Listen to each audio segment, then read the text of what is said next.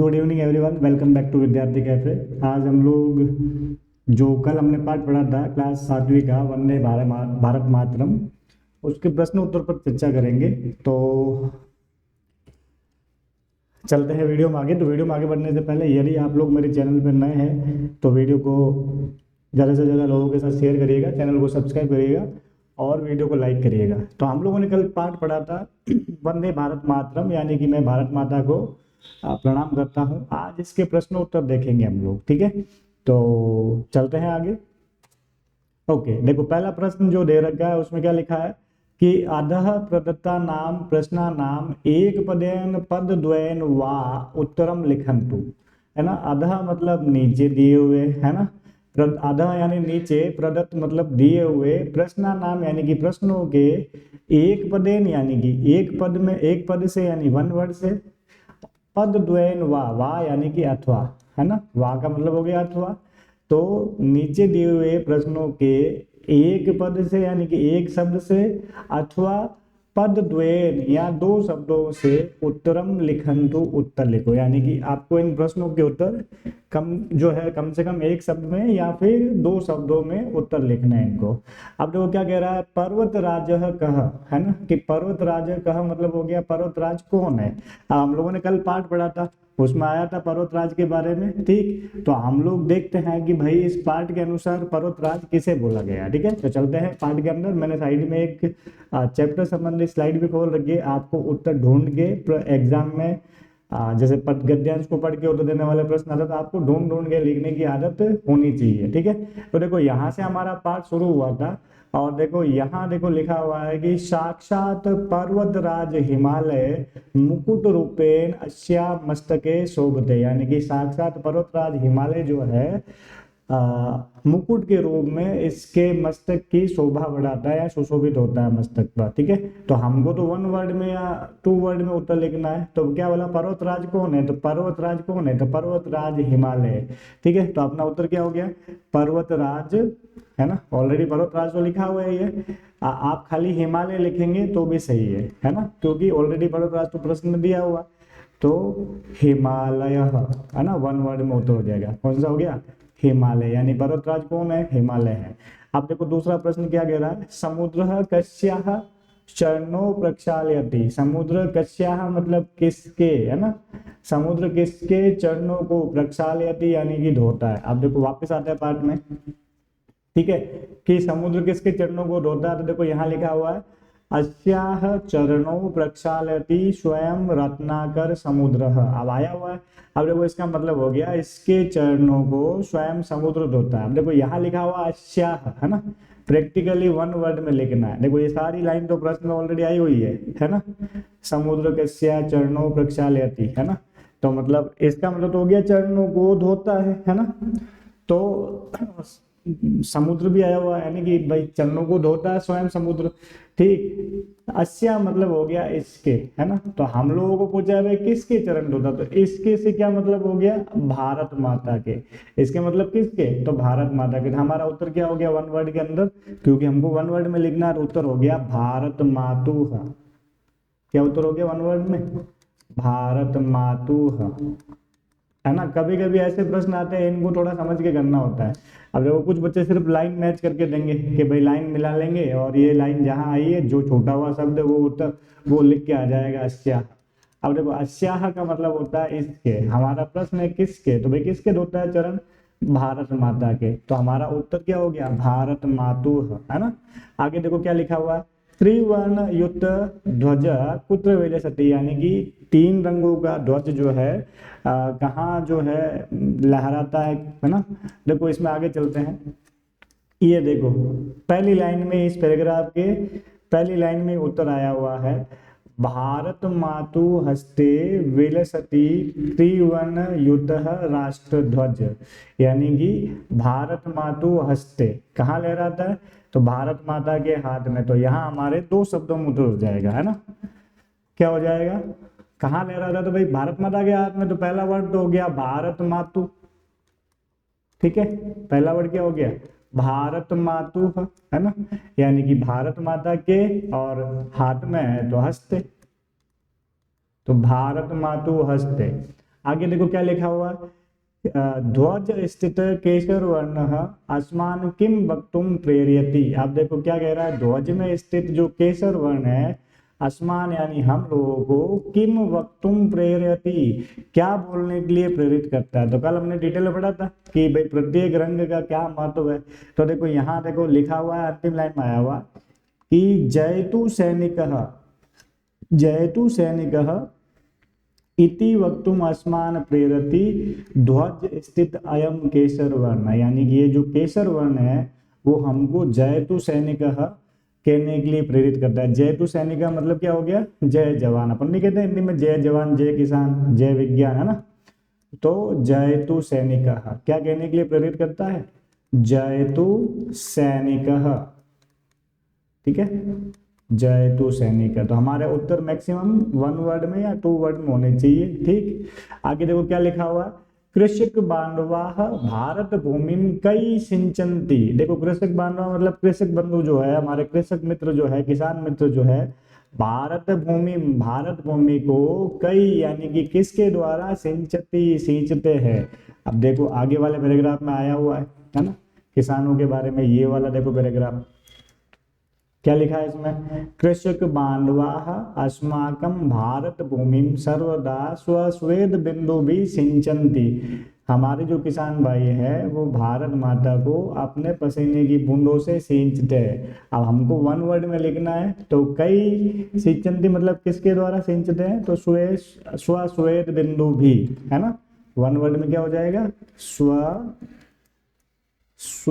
बिंदु भी, है ना। मैंने ऑलरेडी वहां अंडरलाइन कर दिया है, आप वहां से भी लिख सकते हैं, स्वस्वेद बिंदु भी। ओके चलते हैं आगे।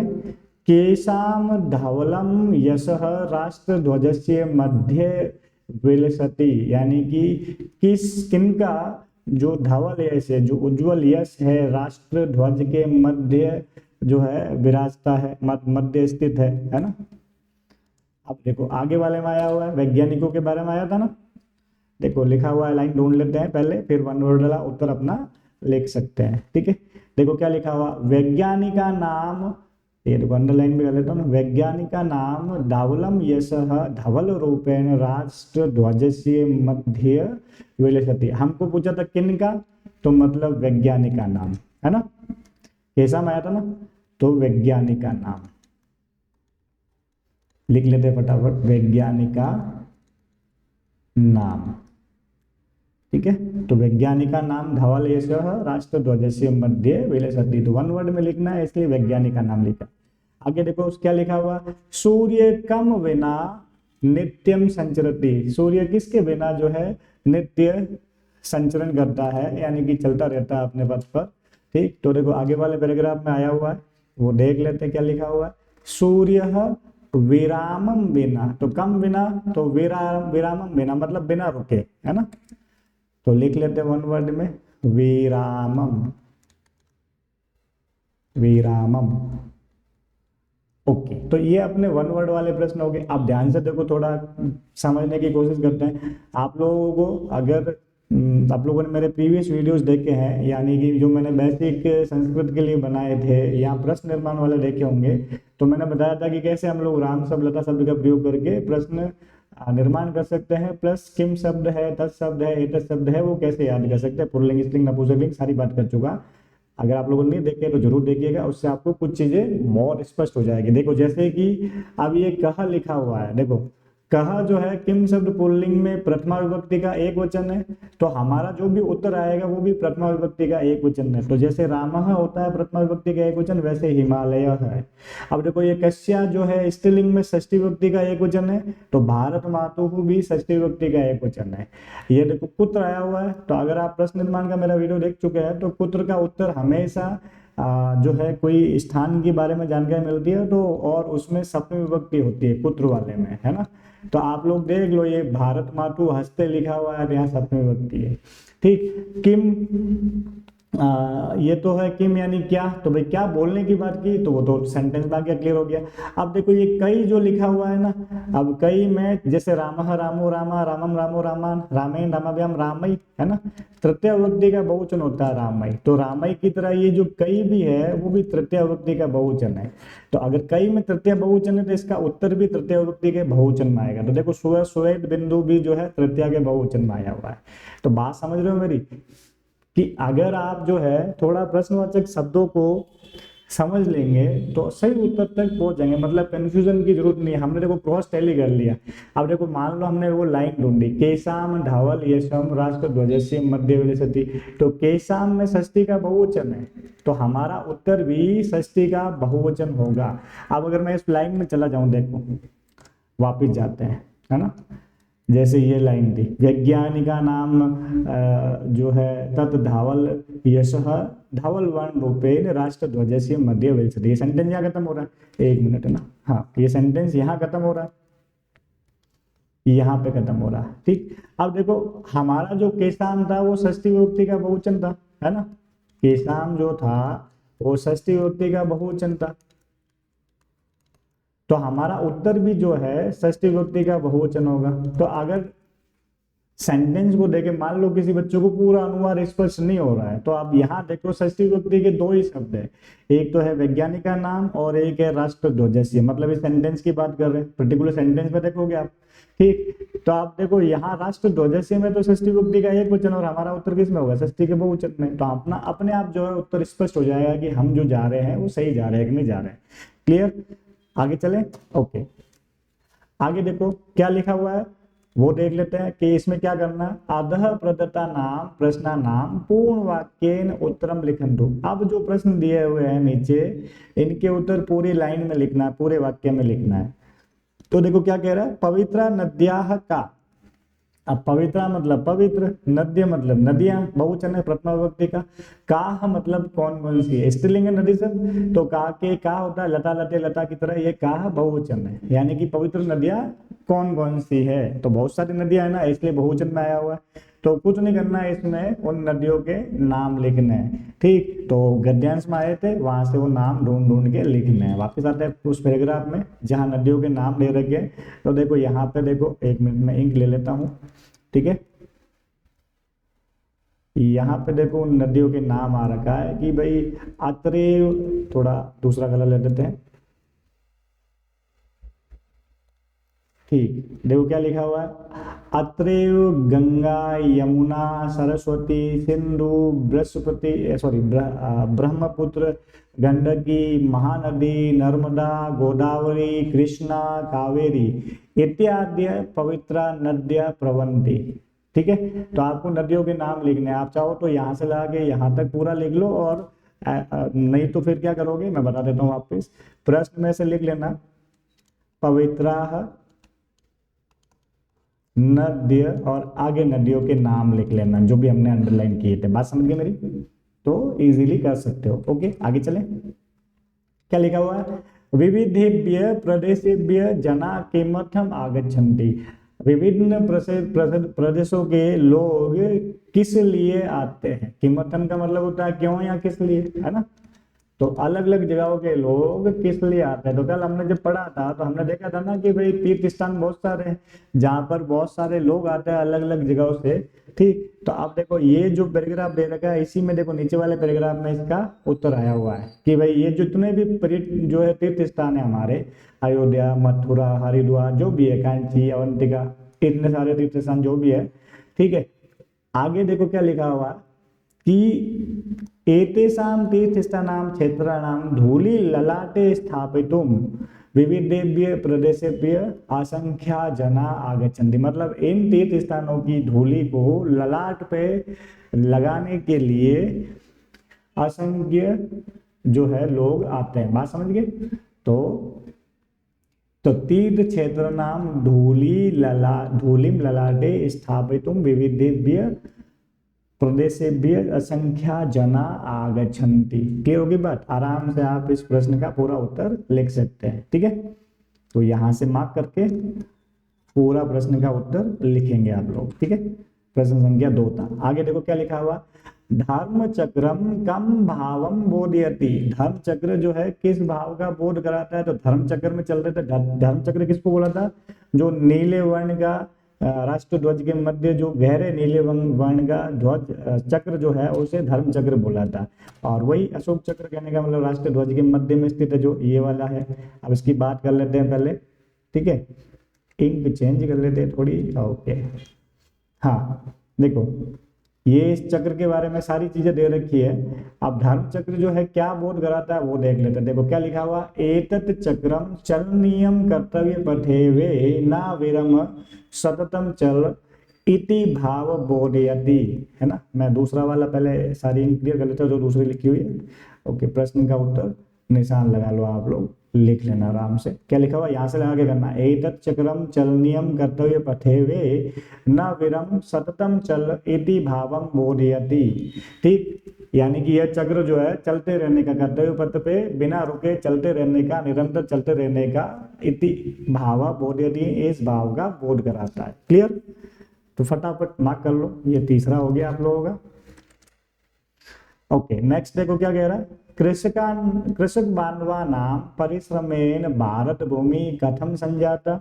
यानी कि किसान बंधुओं के परिश्रम से भारत भूमि कैसे हो जाती है। तो वापस किसान बंधुओं वाले पैराग्राफ में चलते हैं। अब देखो, ये पहली लाइन तो उस प्रश्न का उत्तर थी, अब आगे वाले का देखते हैं।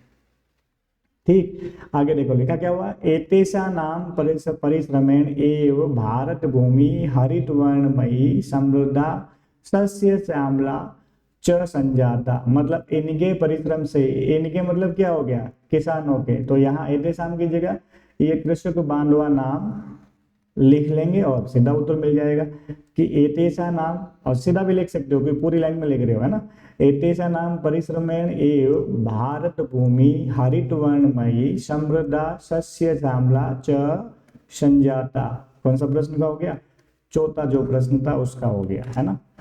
यानी कि घड़ी वाला 4 नंबर है ना, ये पहला, ये दूसरा, ये तीसरा, ये चौथा। ओके, आगे देखो, विज्ञानस्य केषु क्षेत्रेषु भारतीय यशः प्राप्तम। विज्ञान के किन क्षेत्रों में भारतीयों के द्वारा यश प्राप्त किया गया। अब वैज्ञानिक वाले पैराग्राफ में इसका उत्तर मिलेगा, पहले पुराने वाले का इनके क्लियर कर लेते हैं, आगे की बात करते हैं।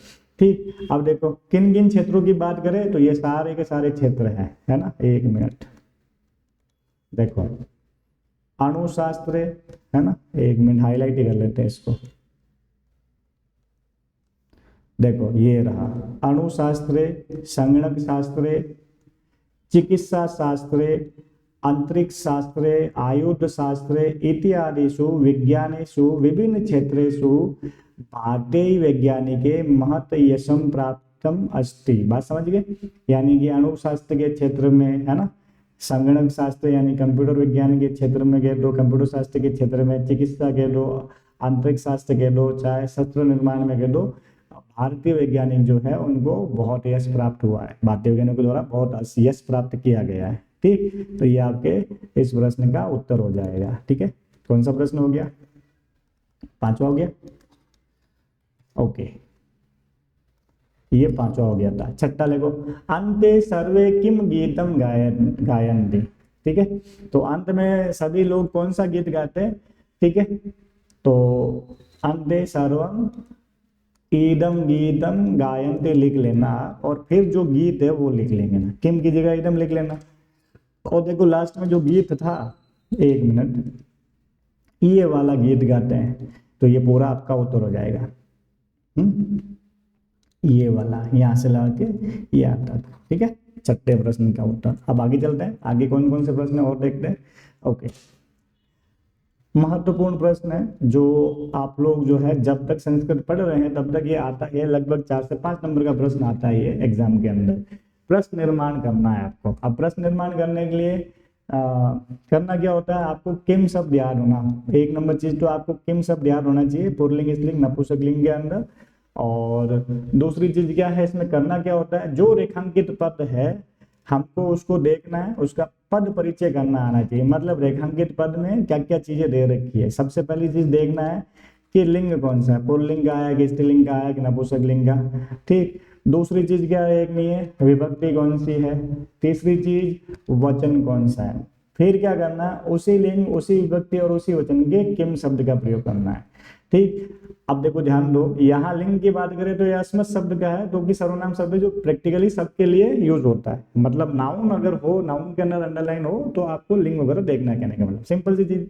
तो अस्माकम में षष्ठी विभक्ति का बहुवचन है, तो यहाँ केसाम लिखा था। ठीक, अब आगे चलते हैं, देखो लिखा हुआ है भारत मातु। अब भारत मातु शब्द की बात करें तो इसमें पंचमी विभक्ति या फिर षष्ठी विभक्ति का एक वचन है। अब पंचमी षष्ठी का एक वचन यहाँ क्यों बोला, क्योंकि पंचमी षष्ठी का एक वचन सेम होता है। ठीक है, तो अब कंफ्यूजन रहेगा कि साहब पंचमी करूं कि षष्ठी करूं, तो कोई कंफ्यूजन की जरूरत नहीं। जिस प्रकार इस शब्द का पंचमी भारत मातु शब्द मात्र शब्द की षष्ठी विभक्ति और पंचमी विभक्ति का एक वचन सेम होता है, तो किम शब्द जो होता है स्त्रीलिंग के अंदर, भारत माता शब्द स्त्रीलिंग है ना, तो स्त्रीलिंग का प्रयोग करेंगे। तो किम शब्द में भी पंचमी और षष्ठी का एक वचन सेम होता है। ठीक है, क्या हो जाएगा, कस्याः। ठीक, तो आपका प्रश्न क्या बनेगा, समुद्र। प्रश्न बनाना है तो पूरा लिखना है, समुद्र। अंडरलाइन शब्द की जगह हमने किम शब्द का प्रयोग कर लिया, कस्याः चरणौ लिख लेते हैं, चरणौ। ठीक है, प्रक्षालयति, कस्य चरणौ प्रक्षाल, एक मिनट ल लिखो यहाँ पे, प्रक्षालयति। ओके, अब क्योंकि आप प्रश्न निर्माण कर रहे हो तो लास्ट में प्रश्नवाचक चिन्ह लगाना है आपको। ठीक है, अब देखो यहाँ ललाटे आया हुआ है और ललाटे में सप्तमी विभक्ति है। सप्तमी विभक्ति है तो या तो आप किम शब्द की सप्तमी विभक्ति लगा लो, ठीक है, और या फिर आप जो है कुत्र शब्द का प्रयोग कर लो, है ना, स्थान को इंडिकेट कर रहा है ना। अब देखो इसका मतलब क्या होगा, जना तीर्थ क्षेत्राणि धूलिम ललाटे स्थापयन्ति। लोग जो है तीर्थ स्थानों की डोली ललाट पे लगाते थे, स्थान ही तो बताया है ना। तो आप पुत्र शब्द का प्रयोग भी कर सकते हो। तो प्रश्न क्या बनेगा, जनाः तीर्थ क्षेत्राणाम, जनाः तीर्थ क्षेत्राणाम धूलिम कुत्र स्थापयन्ति, है ना, लास्ट में लिख लेना स्थापयन्ति। ठीक है, कुत्र स्थापयन्ति नीचे लिख लेना,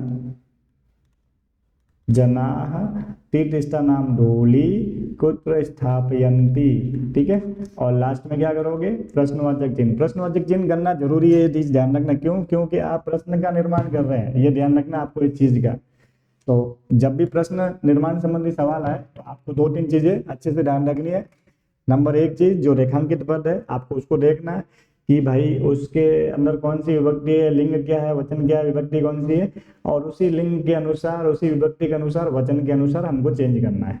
अब देखो आया हुआ है वीराह, है ना, वीर शब्द है तो पुल्लिंग शब्द है ये, और प्रथमा विभक्ति का बहुवचन है। जैसे रामः रामो रामा होती है ना प्रथमा विभक्ति, वैसे ही वीरः वीरो वीराः, तो ये प्रथमा का बहुवचन है। तो किम शब्द के, और वीर पुल्लिंग शब्द है, तो किम शब्द के पुल्लिंग की प्रथमा का बहुवचन है कह कऊ के, तो के बहुवचन होता है। ठीक, तो लिखेंगे हम लोग, प्रश्न क्या बनेगा, के भारत मातुः, के भारत मातुः सर्वदा सेवां कृतवन्तः, सेवां कृतवन्तः। ओके, और लास्ट में क्या करोगे, प्रश्नवाचक चिन्ह। अब देखो आगे क्या कह रहा है, जयतु कृषकः इति वक्तुम अस्मान प्रेरयति। अब अस्मान जो है द्वितीय विभक्ति का बहुवचन है, अस्मत् शब्द याद करोगे, तो इस अस्मान की जगह लिखना है कान। समझ गए, क्या लिखेंगे, प्रश्न क्या बनेगा, जयतु कृषकः, जयतु कृषकः इति वक्तुम, है ना, इति वक्तुम कान प्रेरयति, कान प्रेरयति। लास्ट में प्रश्नवाचक चिन्ह। अब देखो नदी प्रथमा विभक्ति का एक वचन है स्त्रीलिंग के अंदर, तो किम शब्द में स्त्रीलिंग का प्रथमा का एक वचन है का। जैसे लता लते लता, तो का के का कष्टानि सहमाना प्रहवति। सहमाना प्रवहति प्रवहति प्रवहति। ठीक है, ओके। और लास्ट में क्या करना है, प्रश्नवाचक चिन्ह। ओके, आगे देखो, वयम गौरववर्धनाय प्रयत्नम कुर्मः, है ना। तो प्रश्न बन जाएगा, प्रयत्नम की जगह किम लिख लेंगे। अब देखो ध्यान दो, प्रयत्नम जो है उसमें द्वितीय विभक्ति का एक वचन। अब द्वितीय जो है उसके दो तीन तरीके हैं। एक नंबर चीज तो ये, पुल्लिंग होगा तो द्वितीय का एक वचन कम हो जाता है किम शब्द का, स्त्रीलिंग होता है तो काम हो जाता है, और नॉन लिविंग होता है तो किम करना होता है। ठीक है, तो प्रयत्न नॉन लिविंग में आ गया तो किम करेंगे। ठीक है, तो वयम, वयम बिंदी कर देना, वयम गौरववर्धनाय,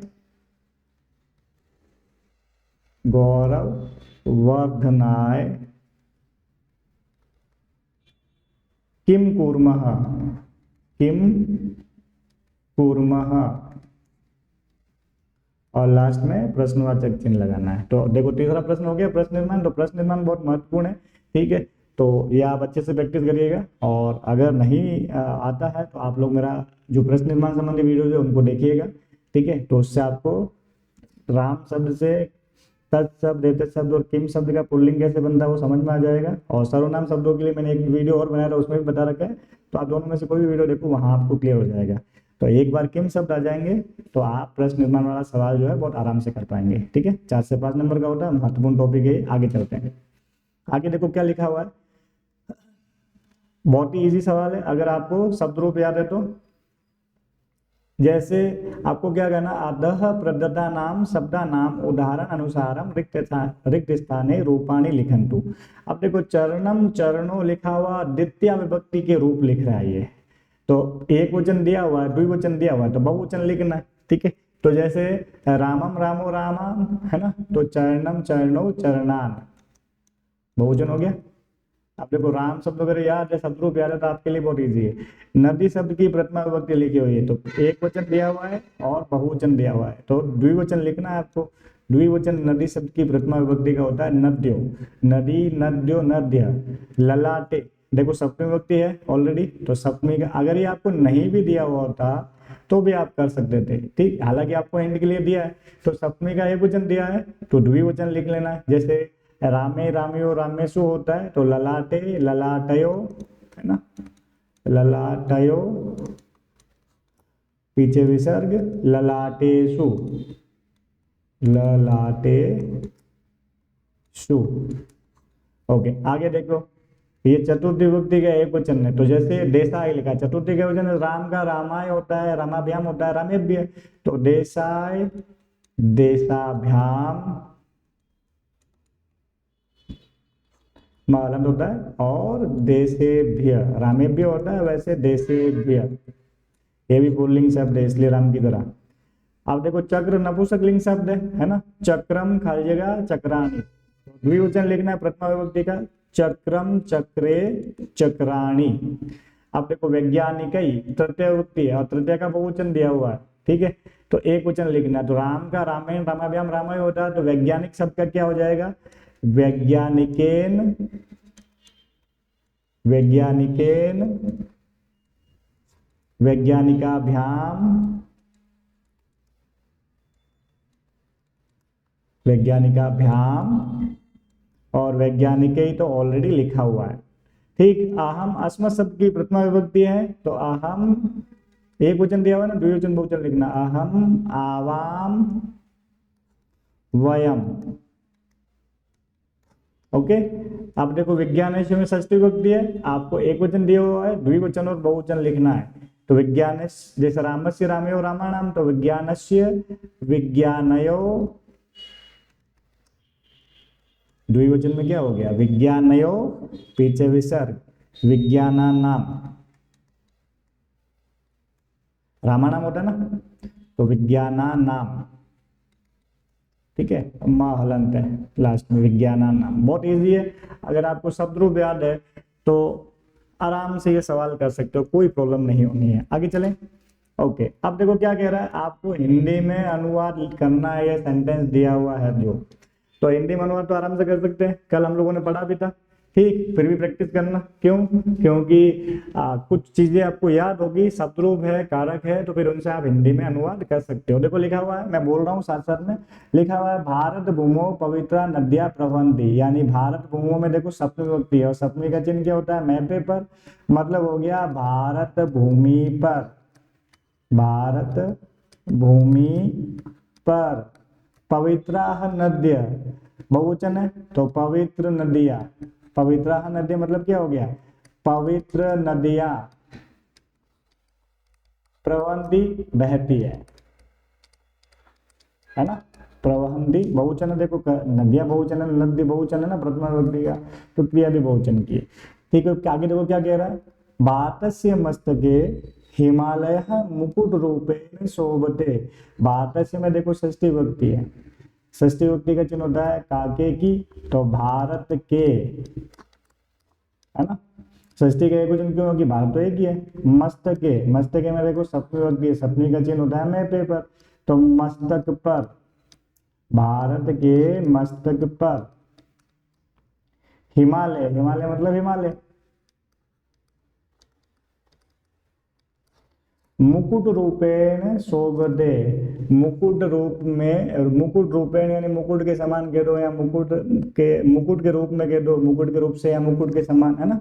मुकुट के समान सुशोभित होता है, मुकुट के समान शोभा देता है, लिख लो, सुशोभित होता है, लिख लो, है ना? शोभा देता है। ओके, भारत भूमौ श्रेष्ठ पर्वता विराजन्ते, देखो भारत भूमि फिर से आया है ना, सप्तमी विभक्ति, तो भारत भूमि पर, भारत भूमि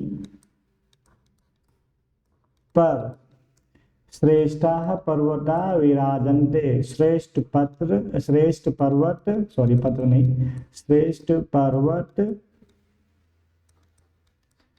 विराजते हैं, है ना? यहाँ है उपस्थित है कहने का मतलब। ओके, आगे देखो, राष्ट्र ध्वजे केसरः श्वेतः हरितः च वर्णाः सन्ति, ये तो बहुत सरल है। राष्ट्र ध्वजे यानी कि राष्ट्र ध्वज में, राष्ट्र ध्वज में केसर वर्ण यानी कि केसरिया रंग, है ना? कौमा, श्वेत मतलब सफेद, च मतलब होता है और, च जिसके बाद होता है अनुवाद उससे पहले करते हैं, तो च का मतलब हो गया और, हरित मतलब हरा, वर्णा मतलब रंग, संति यानी है, मतलब इजी हो गया ना, राष्ट्र ध्वज में केसरिया सफेद और हरा रंग है। वयम भारते जन्म प्राप्तवान, हमने भारत यानी भारत में, सप्तमी विभक्ति है ना, भारत में जन्म प्राप्त किया है, यानी कि हमने भारत में जन्म प्राप्त किया। ठीक है, तो ये आपके अनुवाद हो गए। क्या लिखा था उस प्रश्न में कि अधः प्रदत्तानि वाक्यानि पठित्वा मातृभाषायां प्रांतीय भाषायां आंग्ल भाषायां वा अनुवादम कुरु, यानी कि आप मातृभाषा में, चाहे आपकी प्रांतीय भाषा जो है उसमें, है ना, स्टेट होकर के हिसाब से अगर अगला कोई लैंग्वेज है वो, या अंग्रेजी भाषा में अनुवाद करिए। तो मैंने हिंदी में कर लिया है, ठीक है, आप अपनी रीजनल लैंग्वेज में भी कर सकते हो। ठीक है, चलते हैं आगे। छठा प्रश्न देखो, ये भी बहुत इजी प्रश्न है। ठीक, इजी क्यों कह रहा हूं? पहले आपको एक वचन, द्विवचन, बहुवचन लिखने के लिए बोला था, अब आपको शब्द दिया हुआ उसमें विभक्ति और वचन बताना आपको। तो जैसे एग्जाम्पल के लिखा है भारत माता, इसमें प्रथमा विभक्ति का एक वचन है, ठीक है, तो अब हमको आगे देखना है, और इसमें पुल्लिंग, स्त्रीलिंग, नपुंसकलिंग सारे शब्द मिक्स है। नद्य अब स्त्रीलिंग शब्द है, और नदी शब्द का प्रथमा विभक्ति का बहुवचन है। ये कौन सा है? प्रथमा विभक्ति बहुवचन। प्रथमा विभक्ति का कौन सा वचन है? बहुवचन। नदी, नद्यो, नद्य। ललाटे सप्तमी विभक्ति का एक वचन है। रामे, रामे और रामेशु होता है ना, तो सप्तमी विभक्ति का, यहाँ विभक्ति लिख लेना। और एक वचन है। सप्तमी विभक्ति का कौन सा वचन है? एक वचन। तो बहुवचनम, यहाँ एक वचनम। तीर्थ क्षेत्राणाम, देखो नाम या नाम है ना, षष्ठी के बहुवचन में आते हैं। नाम या नाम षष्ठी के बहुवचन में आते हैं। ठीक है, तो आपको समझ में आ गया होगा यहाँ विभक्ति कौन सी है? षष्ठी विभक्ति है ना। और बहुवचनम। ओके, देशस्य, देखो समझ में आ गया होगा, राम शब्द आ रहे तो रामस्य रामे और रामाणाम। तो देशस्य में कौन सी विभक्ति होगी? षष्ठी विभक्ति, वचन एक वचनम। षष्ठी विभक्ति एक वचनम। बलिदानम, बलिदान शब्द होता है ना, बलिदानम। तो जैसे राम शब्द होता है द्वितीय विभक्ति का एक वचन, द्वितीय विभक्ति रामम रामो रामन, तो द्वितीय विभक्ति तो एक वचन को बोल देंगे एक वचनम, लिख सकते हैं। कृष्यक बांधवाह, है ना, तो बांधवाह तो आपका हो गया प्रथमा विभक्ति का बहुवचन, प्रथमा बहुवचनम। ठीक है, आगे देखो अस्मान, अस्म शब्द की द्वितीय विभक्ति का बहुवचन, तो द्वितीय विभक्ति बहुवचनम। आगे क्षेत्रेषु, रामेषु, है ना, सप्तमी विभक्ति का बहुवचन, सप्तमी विभक्ति बहुवचन, बहुवचनम। ठीक है, और वैसे भी याद रखना, चाहे षटकोण वाला सु हो, चाहे दंत स वाला सु हो, अगर ये हो तो ये सप्तमी के बहुवचन में आते हैं। चले आगे। ओके, नेक्स्ट देखो, अब आगे क्या कह रहा है? पाठे प्रयुक्तानि क्रियापदानि रिक्त स्थानेषु लिखन्तु। पाठ में प्रयुक्त क्रियापदों को लिखना है। अब देखो क्रियापद आप लोग खुद ही लिख सकते हैं आराम से ढूंढ ढूंढ के, फिर भी मैं आपको बता देता हूँ। हर सेंटेंस में तो क्रिया होती है, हम लोग पाठ के शुरुआत से देखते हैं। ठीक है, शुरुआत से देखते हैं, यहाँ से देख लेते हैं। ठीक है, किसी भी पेज पे उठाओगे कोई ना कोई क्रियापद आपको मिल जाएगा। सेंटेंस में ढूंढना, सेंटेंस जहाँ खत्म होता है जनरली वहाँ क्रियापद आता है। एक तो एग्जांपल में दिया हुआ है शरणुमः, इसी में आगे देखो ये जानीमः लिखा हुआ है, उत्तम पुरुष का बहुवचन है कि नहीं। आगे देखो ये अस्ति भी क्रियापद है ना। आगे देखो और ढूंढो, बहुत सारे मिल जाएंगे आपको। ये करो में भी क्रियापद है। तो हर सेंटेंस में आप देखो ये अस्ति है तो 2 बार निकला, 1 बार लिख चुके हम लोग, नई नई क्रियाएं ढूंढनी है। तो हर सेंटेंस में आपको क्रियापद मिल जाएंगे। बात समझ गए मेरी? ओके, और देखो सेंटेंसों में मिलेंगे आपको भवामः, देखो एक मिनट रुको, और भी मिलेंगे। जैसे ये भवामः है तो बहुत सारे हैं क्रियापद, तो आप ढूंढेंगे। ये देखो इच्छा वह, और आपने तो 8-9 शब्द भरे जितनी ही हर जगह दे रखी है ना, 4, 8, 12 और 16 क्रियापद ढूंढ के बनने, तो बढ़ सकते हैं आराम से। ठीक है, तो वो तो आप चैप्टर में से ढूंढेंगे, हर सेंटेंस में आपको क्रियापद मिल जाएंगे। तो कुछ एक मैं लिख लेता हूँ ताकि आपको पता रहे। जैसे एक अस्ति हो गया, है ना, अभी देखा था हमने। एक वर्तते भी आया हुआ है, ढूंढोगे तो मिलेगा। ठीक है, और एक करोमी आया हुआ है, अभी देखा था हमने। ठीक, तो ऐसे आप ढूंढ ढूंढ के लिख सकते हैं। एक भवामः है आया हुआ, उसको भी आप लिख सकते हैं। ठीक है, और इच्छा वह आया हुआ है, वो भी हमने देखा था। ठीक है, तो कुछ एक मैं लिख रहा हूँ, बाकी आप ढूंढ ढूंढ के लिख सकते हैं। यहाँ 16 दिए हुए, ज्यादा मिले तो ज्यादा भी लिख सकते हो। ठीक है, तो वो कोई दिक्कत नहीं है। तो कुल मिला के आपको क्रिया शब्द आइडेंटिफाई करना आना चाहिए। ठीक है, शोभते। ठीक, तो जनरली इसमें लट लकार का प्रयोग हो रखा है, कहीं कहीं पास्ट टेंस बनाने के लिए प्रयोग किया है। तो मैंने कल आपको बताया था कितवतु प्रत्यय जोड़ के पास्ट बनाया है, बाकी क्रियाएं सारे की सारे लट लकार में ही प्रयोग किए यहाँ पे। एक आ गया प्रक्षालयति।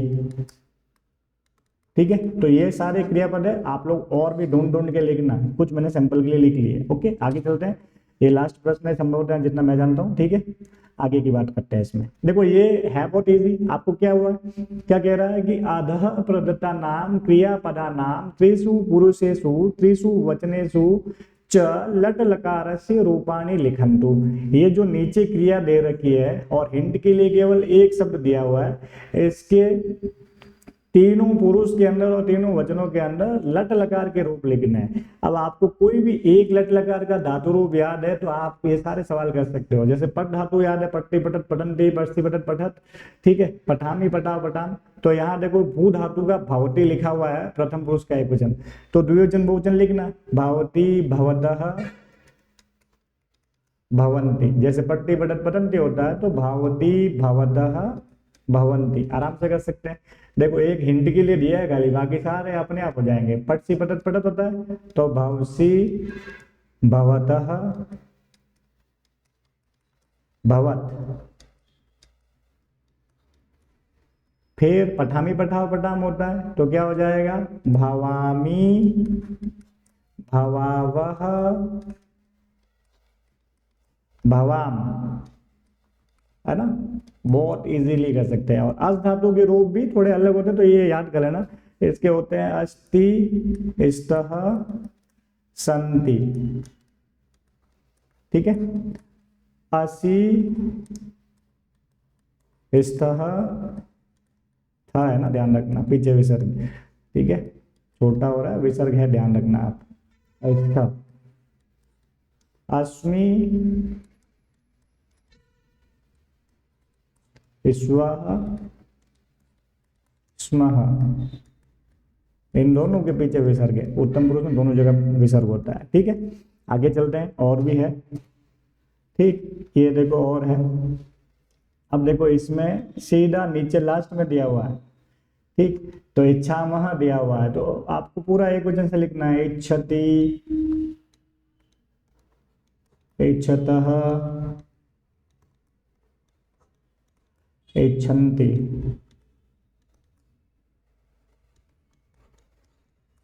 ठीक है, तो पूरा लिखना है, इच्छसि इच्छत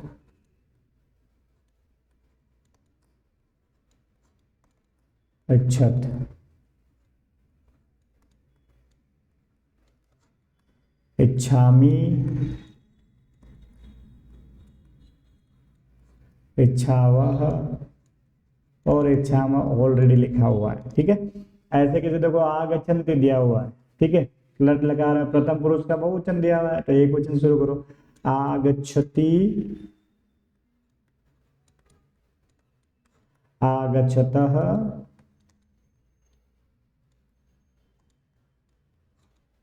आगच्छन्ति। फिर देखो मध्यम पुरुष तो आगच्छसि। अब देखो ये केवल पट धातु का लट लकार याद होने से सारा काम हो जाता है। तो संस्कृत में काम करना कोई मुश्किल काम नहीं है, आप कुछ बेसिक चीजें याद करोगे सारा काम आप आराम से कर सकते हो। अब देखो ये जो आए हुए हैं, अगर ये पाठ नहीं भी पढ़ा हुआ होता तो भी ये सवाल डायरेक्ट कर सकते थे, ग्रामर संबंधी सवाल। देखो इस पाठ के प्रश्न उत्तरों के अलावा जितने भी सवाल है वो सारे ग्रामर बेसिक है, आप पाठ नहीं भी पढ़ते तो भी कर सकते थे, ठीक है।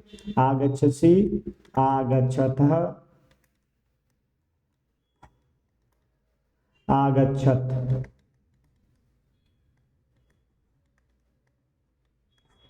फिर देखो आगच्छामि आगच्छामि आगच्छावः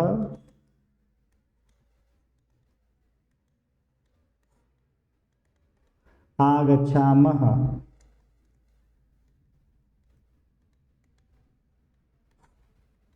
तो ये आपके लट लकार के रूप थे। तो ये आपका लास्ट सवाल था।